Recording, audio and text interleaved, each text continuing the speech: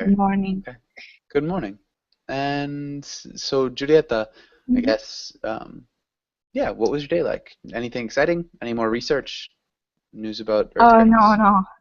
I stopped the research, so I was writing that stuff because the due line is tomorrow.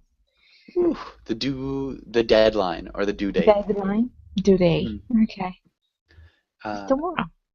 yeah. What's your thesis? Do you have a thesis?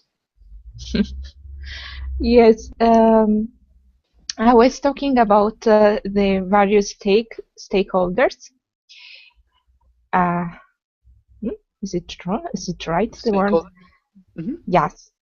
And then about how is important is to have data and yes, and to coordinate local and pub and the central government and the to ask the citizen about that. Well, Okay. that's it. Okay. Yeah, that sounds good. Probably a good thesis. And I'm not sure if you guys can still hear me. I'm not sure what's going on. I can Adela. hear you. Okay, good. It seems to be a little bit choppy. Not sure why. Adela, how's it going? I'm fine, thanks. First, Okay, nice. Good to hear. Welcome back. thank And so, Adela, do you have any plans for this coming weekend? you. The next weekend, maybe to go to the beach Okay. because it's a relaxing weekend. Then the next, I went. No, I will go to skiing. Nice. This is relaxing. The next is relaxing. Okay, that'll be great. Yeah, going skiing. I love going skiing. Um, okay. And Paul, welcome to class. Paul, how are you? Hello, I'm doing great, thanks. And you? Doing pretty well. Thanks for asking. Okay, okay, It's good to see you again, Paul. And okay, so, Paul, what's your day been like? What did you do today? okay. I'm having a day off today. It is great. So, and I'm learning English all day, all day today, and continue Okay, to do it now. nice. We might say I have been learning English all day. Okay, okay. I've been learning today. Good. Yeah. All right. Nice. And okay, I think we're good. Like we can get started on today's reading. We're gonna be left empty. Heidi, can you read the question? Mhm. What if a glass of water was all of a sudden literally half empty? Good. And Heidi, what do you think? What do you think would happen? I doubt the next person. You doubt the next person? Yeah? Did you drink my water? Okay, uh I would be suspicious maybe. I'd I be would I would suspicious. doubt the next person. The person who is next to me. Yeah, saying I doubt them, it's more like if they told you something, you could doubt if they were telling the truth.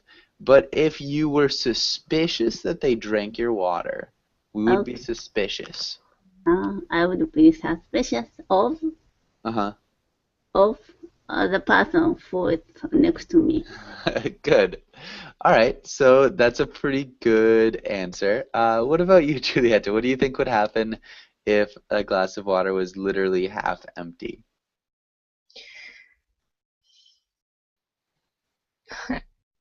Too too pessimistic that. So I will take two glass.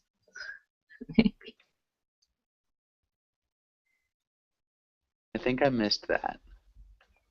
I will take two glasses to compensate. Okay, so you take two glasses to compensate. All right. Adela, what about you?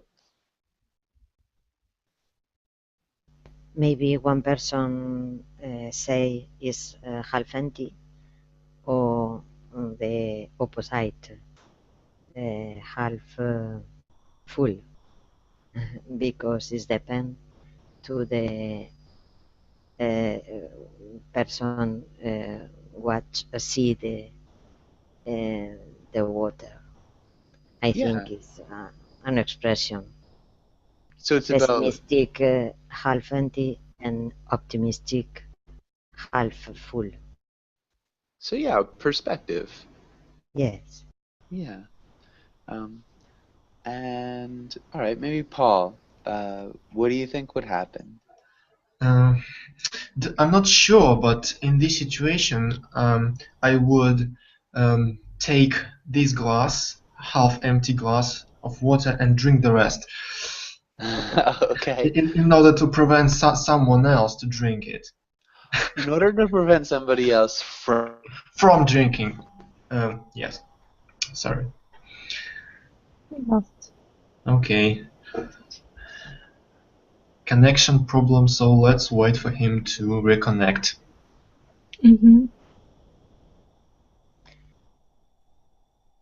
Hi, Adela. Hi, Heidi. Hi. Hello. Paul, you can add a little whiskey or another, no? Because water, only water.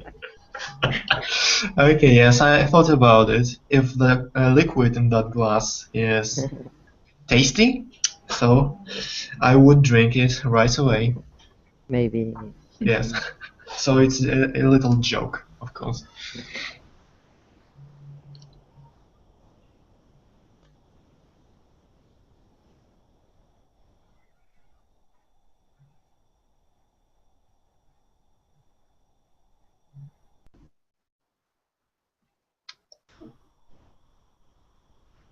We don't have teacher.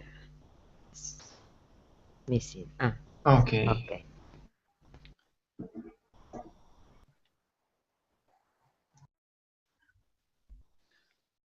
Hey guys. Hello. Yeah, sorry about that problem. Still haven't done anything about it, but hopefully this works a little bit better. It looks like it's already working a little bit better. So Paul would drink the glass in order to prevent somebody else from drinking it, which is good. All right, let's go back to our reading. Heidi, can you read these first two sentences? The pessimist is probably more right about how it turns out than the optimist. When people say glass half empty, they usually mean something like a glass containing equal parts water and air. Yeah. So when people say glass half empty, they usually mean something like a glass containing equal parts water and air. And Heidi, can you repeat pessimist? Pessimist. Good. Pessimist. Audie, welcome to class. Audie. Hi, teacher. Man, Thank you. How are you? I'm doing well. Thank you for asking. All right. And does anybody have any questions in these first two sentences? Okay, let me ask. And my question is about this phrase, glass half empty. I think my version is glass is half empty, but this sentence doesn't contain is. Is it correct, or is it both ways are correct?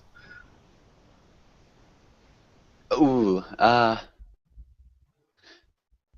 I would recommend using is always.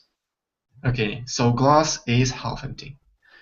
Yeah, we would want to Okay. use the article too, so the glass Okay. is half empty.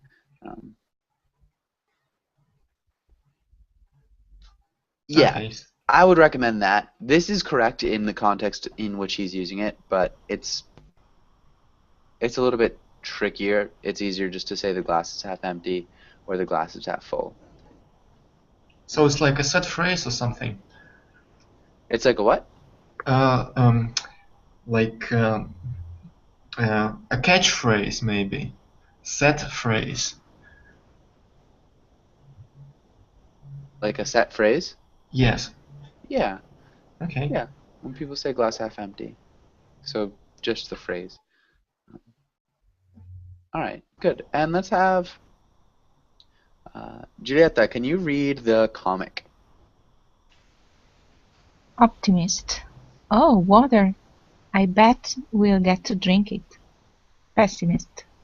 Drinking fluids postpones death, but doesn't avert it.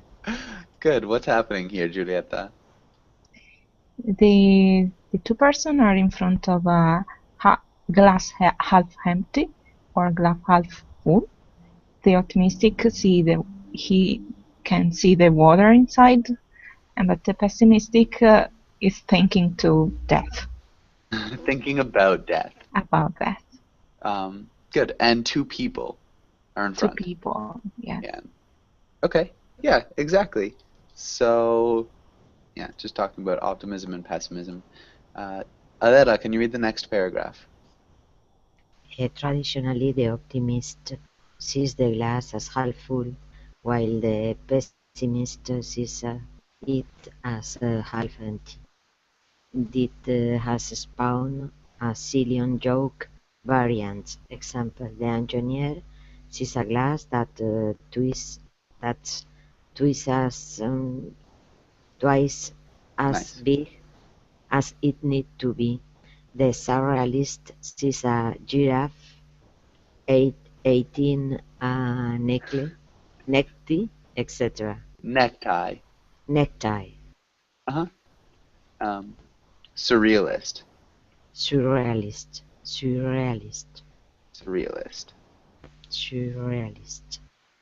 Yeah. Okay. And good. So, does anybody have any questions about this paragraph?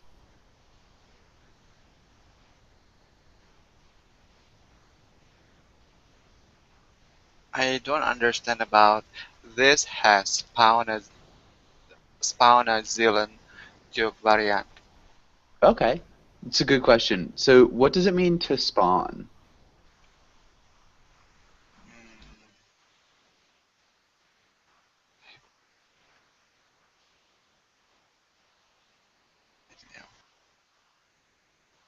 This. Does anybody know? To spawn? Fetch. Pardon? Fetch. Fetch. A lot of eggs or something. Okay, yeah, Yeah, to fetch. lay a lot of eggs. So to have a lot of babies? Yeah. Maybe- For example, fish fetch a lot of eggs. Yeah. Yeah. Fish lay a lot of eggs, frog lay a lot of eggs. They have spawn. They have like their mountain of offspring. And so this joke, it's saying it's like the mother, or this saying has spawned a million jokes. It has like made a lot of jokes, or a lot of jokes have come out of it. Does that make sense? So a zillion is not a real word? It's like a million? A zillion is it's not a real number, no. It's Yeah. like a billion, a zillion. A zillion is supposedly a lot. Okay. Okay. It's an indeterminately large number. Yeah. Yes. Okay. And maybe Paul, why does the surrealist see a giraffe eating a necktie? Actually, I have no idea, because those people, I mean, surrealists, people with just unlimited imagination, and they can see everything in everything. So I don't know about this and how those things are related to each other, really. Okay, so you don't know how they're related to each other, but you know what a surrealist is, right? Oh yes, it's like artists, painters, maybe, which paint pictures of acquired taste, in my opinion. They are hard to understand sometimes. Yeah, oftentimes they're difficult to understand. So surrealist paintings, especially like Salvador Dali, Rene Magritte, um, Salvador Domingo. I don't know who that is. I think, yeah, Salvador Domingo Dali.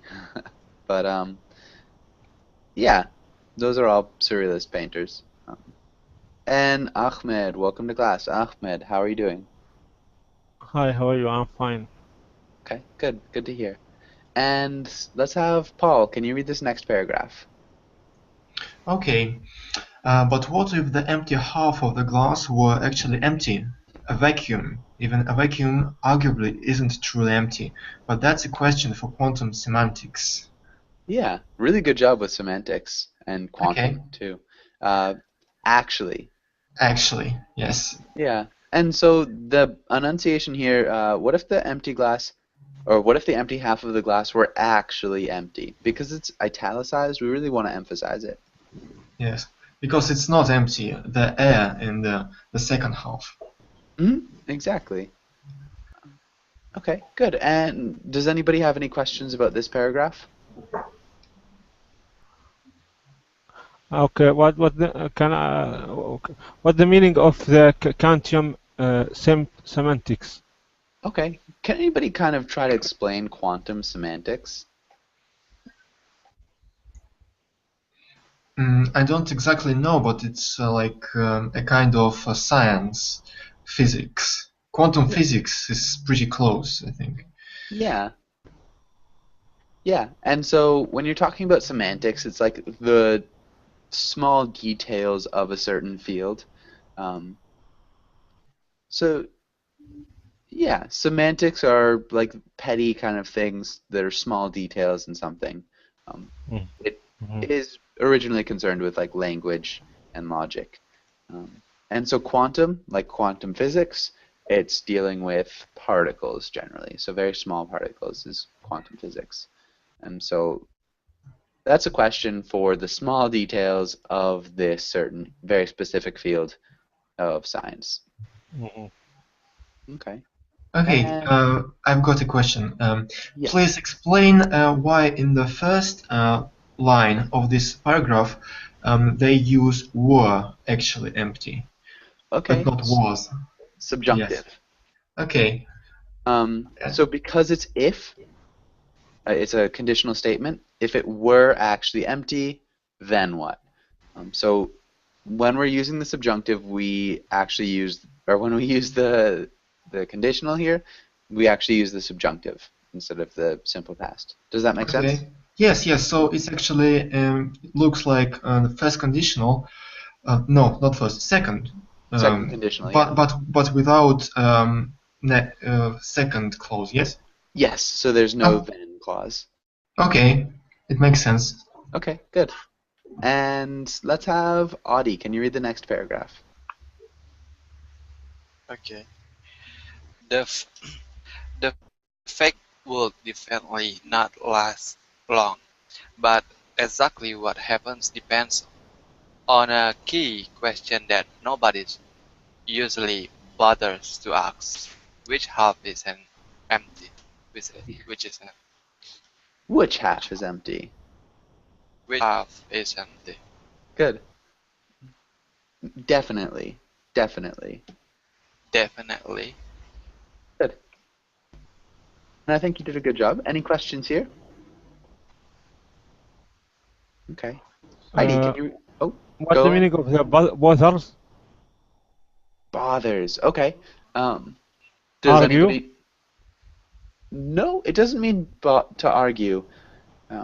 So it's to bother.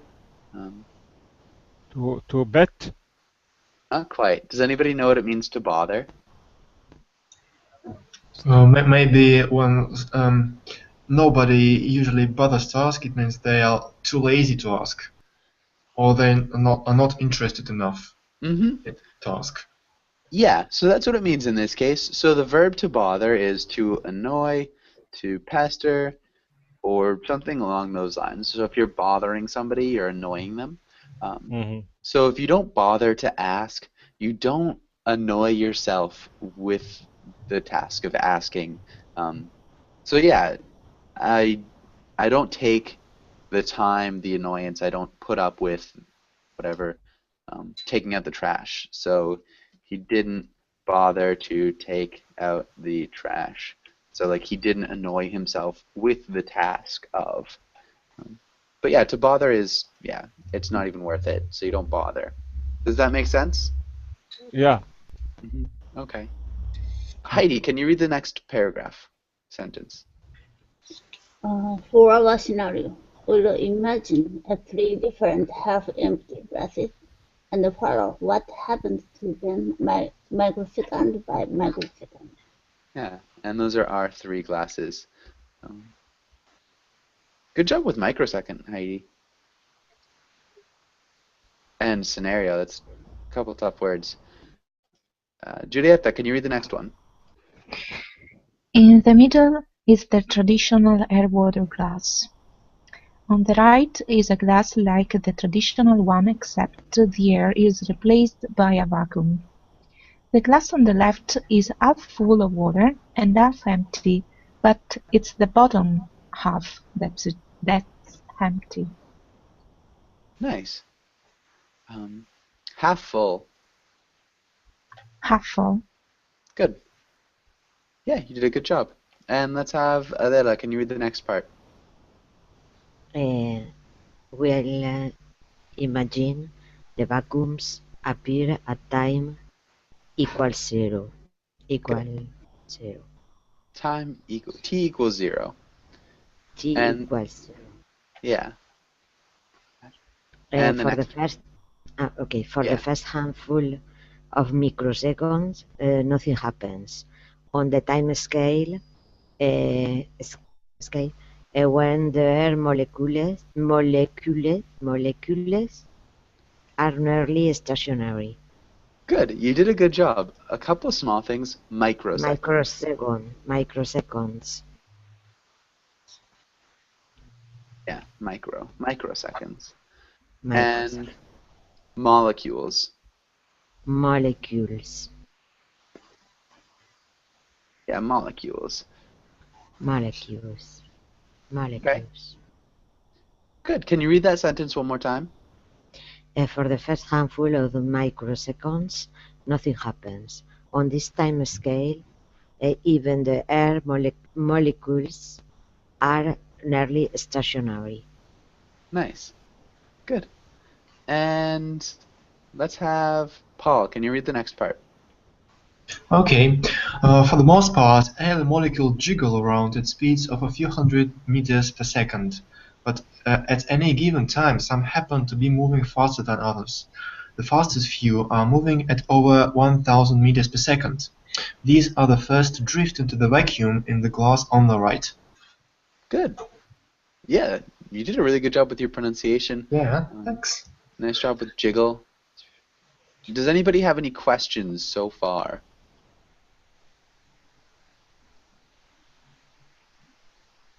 Okay. Ahmed, can you read the next part? Yeah. The vacuum on the left is surrounded by barriers, so air molecules can't easily get in. The water, being a liquid, doesn't expand to fill the vacuum in the same way air does. However, in the vacuum of the glasses, it does start to boil, slowly shedding water vapor into the empty space. Okay. Slowly shedding. Slowly shedding. And so just the enunciation here, the same way air does. The same way air does. The same way air does. Yeah, we just want to emphasize air. So the same way air does. Air. Yeah. Yeah. And so the water, being a liquid, doesn't expand to fill the vacuum in the same way air does. Can you repeat that whole sentence? Yeah. the water being a liquid doesn't expand to fill the vacuum in the same way air does. Yeah. Okay. And yeah, so just be aware. When we have does at the end of the sentence, the intonation is really dropping, so the same way air does. So we have a rising Where air intonation. does.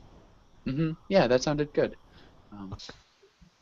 And be also aware that with these commas, so the water, space, being a liquid, space, doesn't expand to fill the vacuum in the same way air does. But it's just, again, intonation. You did a really good job with your pronunciation. And so this is kind of what's happening here. And let's have Audie, can you read the next paragraph? Okay. Teacher, would you like to zoom out a little bit, please? Zoom out? Yeah, I mean, I couldn't read easily because it's too small. Okay, zoom in. Zoom in, okay. Zoom in. Does that help? Yeah, of course. Thank you so much. While the water on the surface in both glasses start to boil away, in the glass on the right, the air rushing in stop it before it really gets going. The glass on the left continues to fill with a very faint mist of water vapor. Vapor. Vapor. Okay, yeah, good. Boil away the glass on the right. The air rushing in, it stops before it really gets going. The glass on the left continues to fill with a very faint mist of water vapor. Good. Any questions here so far in these last two paragraphs? What does it mean, water vapor? Okay. Does anybody know what water vapor is? Yes, it's, I think, steam is similar in meaning to vapor. Water has three types of things: the ice and the liquid and the gas. Vapor is gas of water.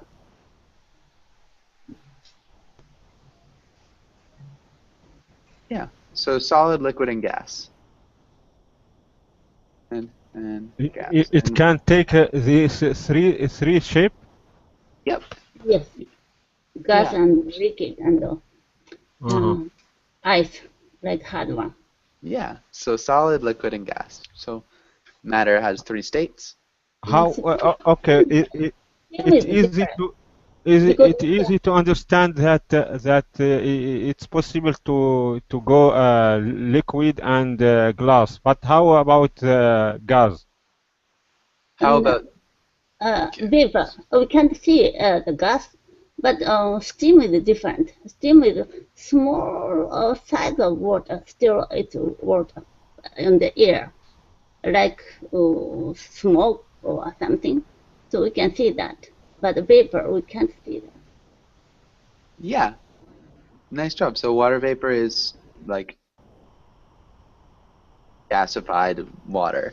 And steam, yeah, is still in the water state. Nice job, Heidi. Does that make sense, Ahmed? Yeah. Okay. I have a question. Go ahead.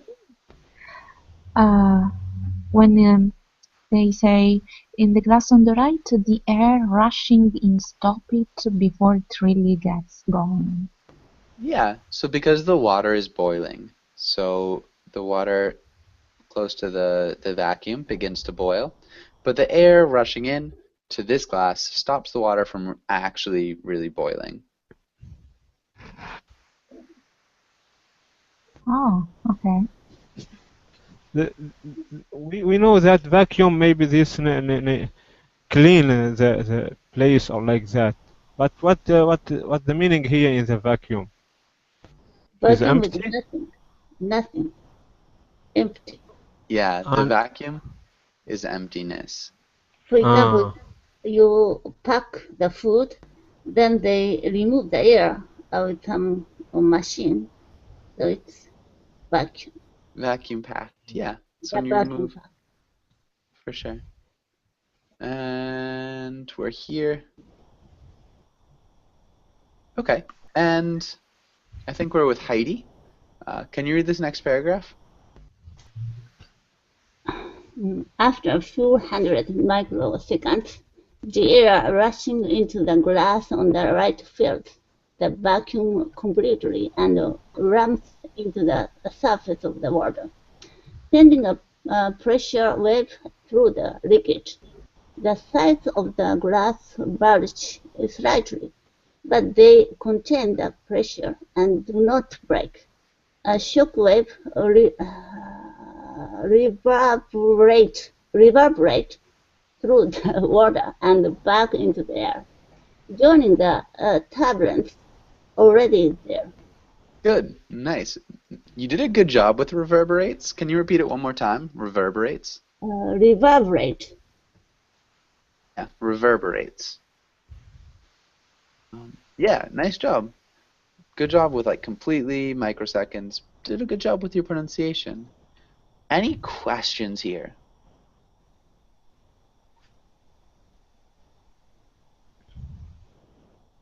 Shockwave. A shockwave. Okay. Does anybody know what a shockwave is?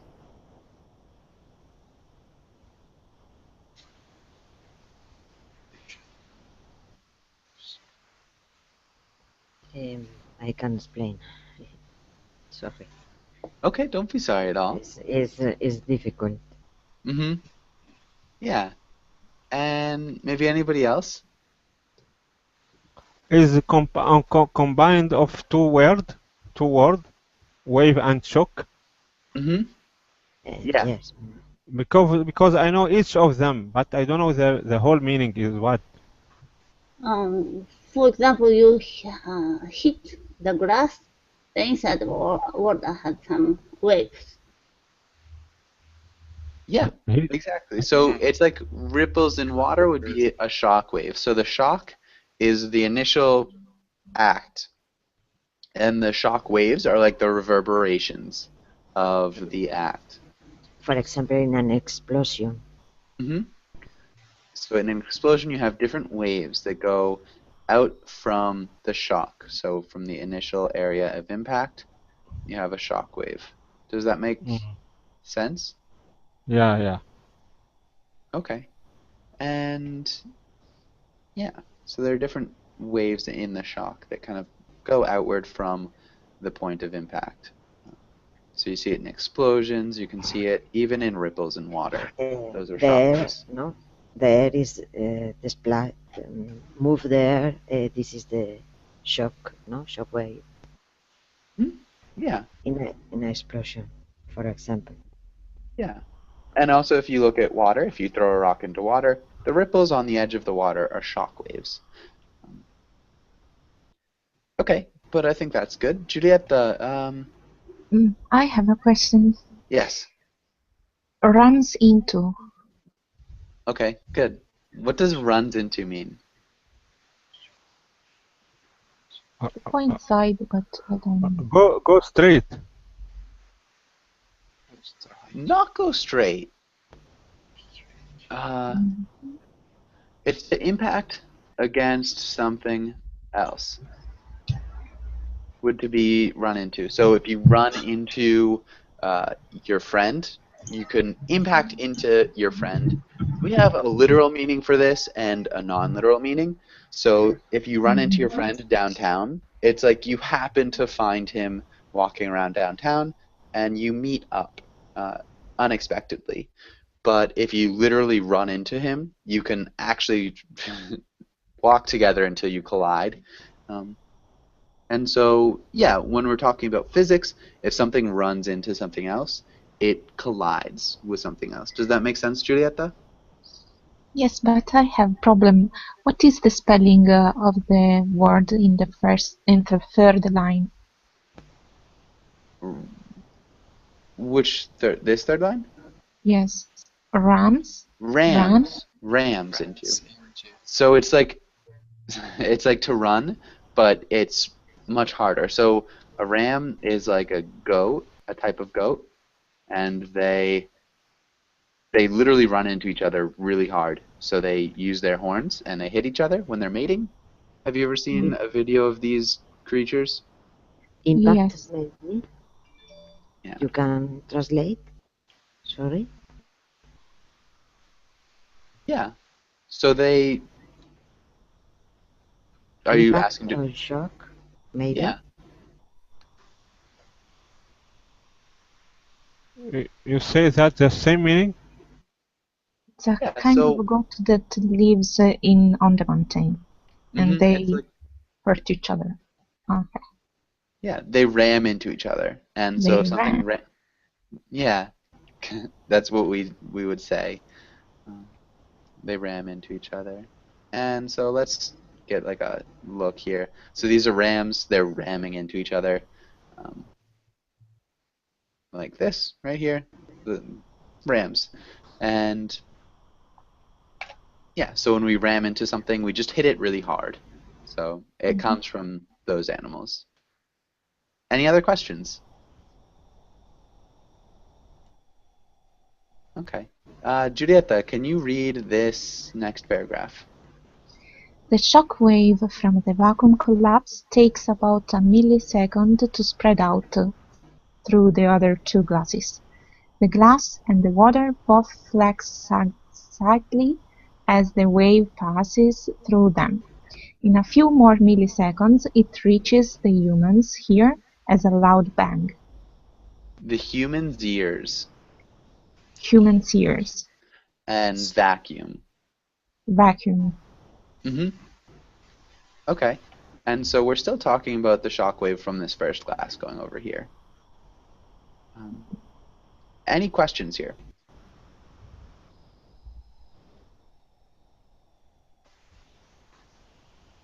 Okay. Yeah, nice job, Giulietta. And let's have Adela, can you read the next part? Around this time, the glass on the left start to visibly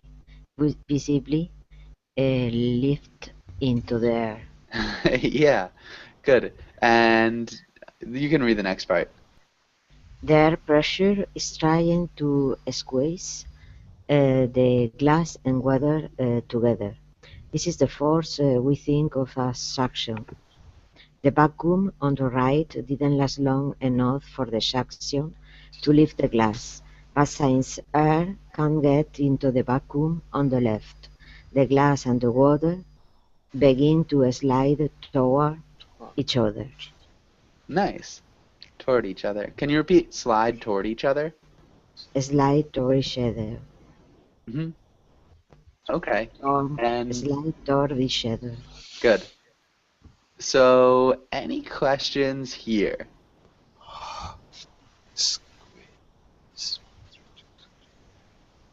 This is kind of tricky, but super interesting. Does everybody think they understand? I don't think so. No? To slide toward each other means to rams? It means to what? To runs? So, if you slide, it's like a way of moving. So if you're walking on ice and you slide on ice, it's a type of movement with very little friction. And they're sliding towards each other. So what's happening is there's a vacuum in the middle, and the glass is moving up, and the water is moving down. And so the glass, therefore, begins to actually levitate, sort of. Does that make sense? I can't understand. Just a little bit. Go ahead. Have a glass half empty, and you put a piece of paper on the rim of the glass, and then you turn it upside down. Then you can see that there is a kind of suction of the paper and of the water. Have you tried some? Yeah.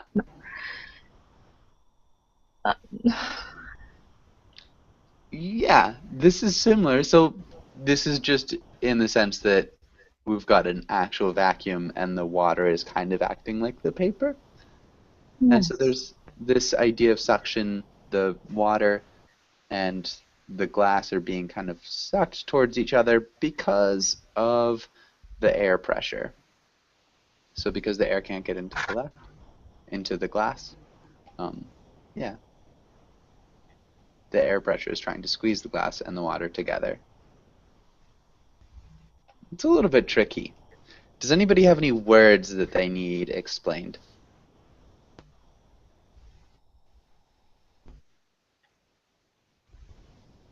Okay. And all right, let's read this next part. Paul, can you read the next paragraph? Okay, the boiling water has filled the vacuum with a very small amount of water vapor. As the space gets smaller, the buildup of water vapor slowly increases the pressure on the water's surface. Eventually, this will slow the boiling, just like a higher air pressure would. Good. You did a really good job with your pronunciation. Okay. Any questions here?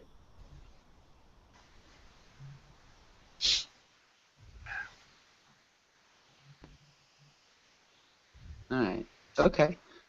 Let's go to the next part. Ahmed, can you read this next one? Okay.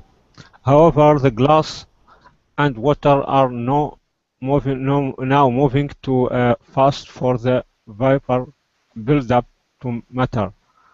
Less than 10 milliseconds after the clock started, they are flying toward each other at several meters per second, without a, a cushion of air between them. Only a few wisps of vapor, the water smack into the bottom of the glass like a hammer. Good. Okay. They're flying toward. Toward. Yeah, it's in the chat box if you look. It just looks like toward. Toward. And then wisps. Sorry, wisps? Wisps. Yeah. Wisps of vapor. Mm-hmm. Can you repeat wisps of vapor? Wisps of vapor. Yeah, wisps of vapor. The water smacks into the bottom of the glass like a hammer. Okay, I think you did a good job there. Any questions here? Smacks means go down. Smack. It makes a sound like that. That's a smack. So it's kind of an open hit. So yeah, if you smack something, it's like you can hit something with an open hand, but also other things can smack as long as it's kind of an open hit. Mm-hmm. So the pressure is kind of distributed over a large area. Does that make sense? Mm-hmm. To a slap. All right, and let's go here. Audie, can you read the next paragraph? Okay. Water is very nearly incompressible, so the impact isn't spread out. It comes as a single sharp shock. The momentary wave on the glass is immense, and it breaks. Good. A single sharp shock. Okay. Let me, because I have problem with that sound. Mm-hmm. Single sharp shocks. Shock. Shocks. Yeah, and no S at the end. Shocks. There, good. So a single sharp shock. Single sharp shock. Still Good. working on this. Yeah, it's a really hard one too. It's a tongue twister. And then we'd say incompressible. Incompressible. Incompressible. Good. Incompressible. Nice. Good job with momentary. That was great. And Heidi, what about the next part? This water hammer effect, which is also responsible for the clunk you sometimes hear in old plumbing. When you turn off the faucet, can be seen in the well-known party trick recorded on Mythbusters, analyzed in physics classes, and demonstrated in countless student dorms of smacking the top of a glass bottle to blow out the bottom. Good. Demonstrated. Nice. Maybe analyzed. Analyzed. Yeah, I think you did a good job. Really great pronunciation of faucet. Does anybody have any questions on this or on this paragraph?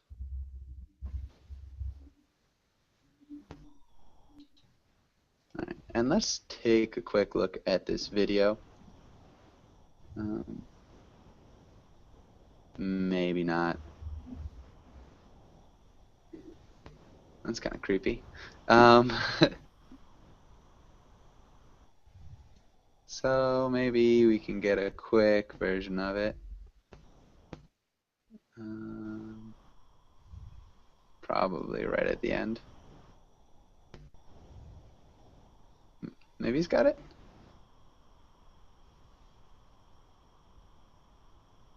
Yeah, there it is. Anyways, that's what he's talking about. If you guys saw that. Okay, and let's have Giulietta. Can you read the next part? When the bottle is struck, it's pushed suddenly downward. The liquid inside doesn't respond to the suction, air pressure, right away, much like in our scenario, and a gap briefly opens up. It's a small vacuum, a few fraction of an inch thick, but when it closes, the shock breaks the bottom of the bottle. Yeah. That was good. It sounded really good. Any questions here?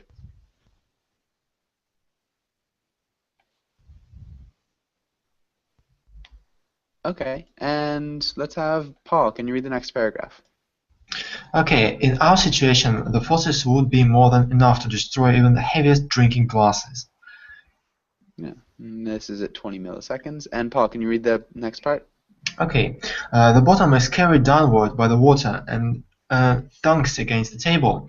The water splashes around it, spraying droplets and glass shards in all directions. Okay, actually, I got interested in this experiment. Maybe I would try it myself with a beer bottle. I mean. Yeah. And Ahmed, can you read the next part? Yeah. Meanwhile, the detached upper portion of the glass continues to rise. And after half a second, the observers, hearing a pop, have began to flinch.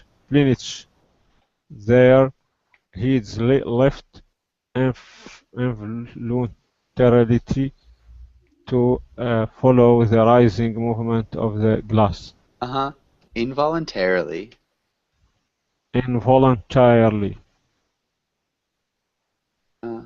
Yeah, and in the chat box too, involuntarily, lift. Flinch. And begun.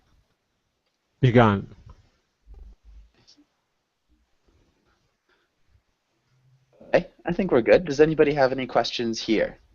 Yes, I have about thanks. and Thunk? flint. Thunk.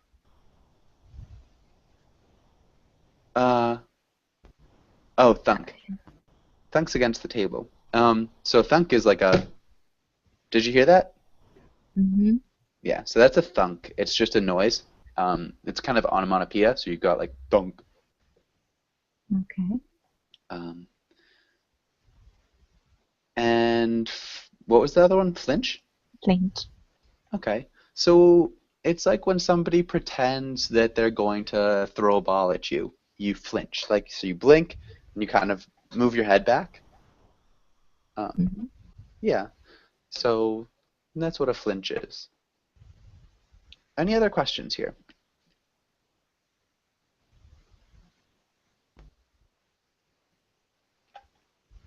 Okay. And where are we? Audie? Can you read the next part?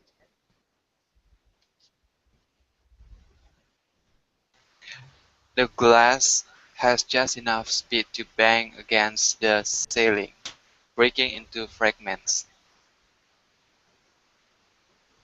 And the next part?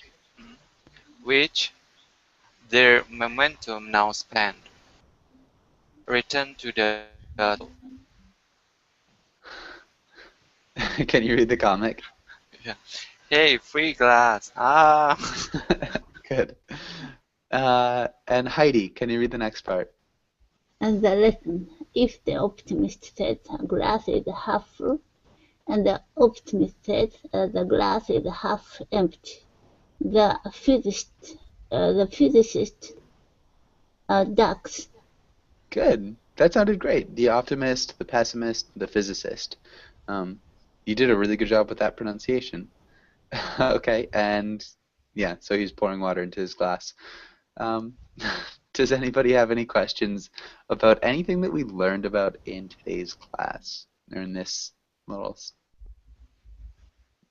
physics explanation? Any questions or comments?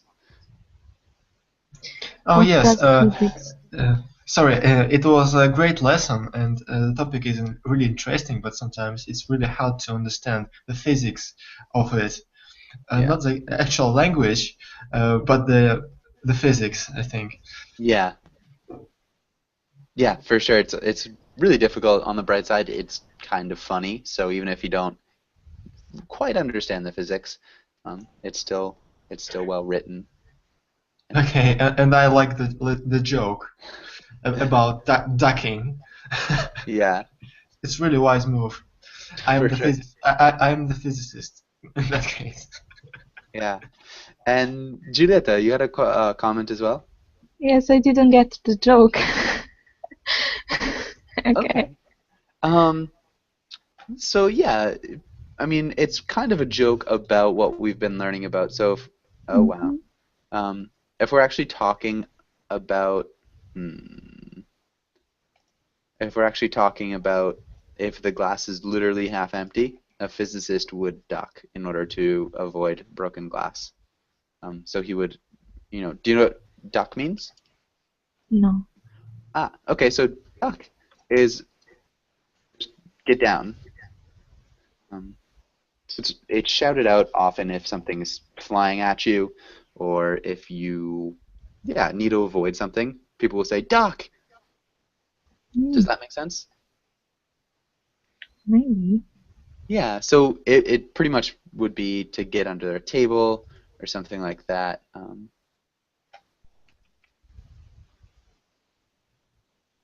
not sure if we can get a picture or if it'll just be a picture of a duck. So take cover. So this is what it is. So like duck your head, get down. Oh, okay. Duck. Okay. Okay. Good. Yeah. I think it refers to actually a duck going underwater like that. So if you duck, you drop your head underwater. But I'm not sure if it actually comes from that. Any other questions or comments?